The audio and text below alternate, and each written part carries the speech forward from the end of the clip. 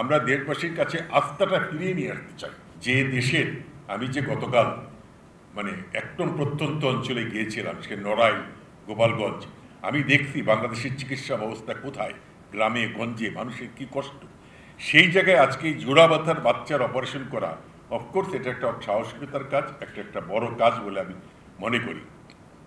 এবং আমি বিশ্বাস ভবিষ্যতেও আমরা এ ধরনের কাজ আরও করতে পারবো বলে আমার বিশ্বাস। তার প্রমাণ আমরা রেখেছি।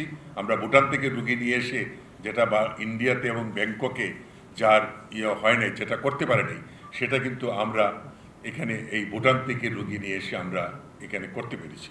আমরা দেশবাসীর কাছে আস্থাটা ফিরিয়ে নিয়ে আসতে চাই যে চিকিৎসা ব্যবস্থা, হ্যাঁ অনেক সময় অনেক প্রবলেম আমাদের লোকজনের, যে আমি তো বললাম কালকে আমি যা চিত্র দেখেছি বাইরে, যে অবস্থায় চিকিৎসকরা চিকিৎসা দিচ্ছে, এটা না দেখলে কেউ বিশ্বাস করবে না। প্রশংসা, এই তীব্র দাম, এই যে গরম, এই গরমের মধ্যে বাচ্চাগুনা অসুস্থ, সেই মধ্যে অক্সিজেন দেওয়া হচ্ছে, আমি নিজের চোখে দেখে আসছি।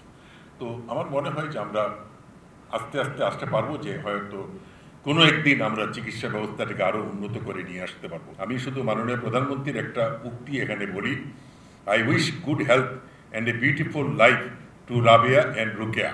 Successful separation is a matter of joy and pride for all. Honorable Prime Minister, এটা মাননীয় প্রধানমন্ত্রীর বাণী।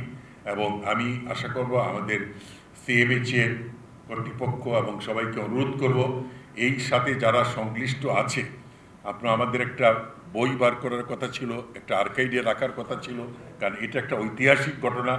যারা এর সাথে জড়িত সবাইকেই, আগে যখন আপনাদের সেনাপ্রধান ছিলেন, একটা কথা ছিল যে সবাইকে কোনো একটা সিম্বলিক কোনো কিছু দেওয়ার, যে সার্টিফিকেট হোক, ব্যাজার হোক, কিছুই হোক, এই ব্যাপারে আপনারা উদ্যোগ নেবেন, নিয়ে সবাইকে, তার মানুষ সবাই একটু ইনসেন্টিভ চায়, কাজ করলে তার যদি মূল্যায়ন করা হয়, ভবিষ্যতে ভালো কাজ করার স্পৃহা পায়।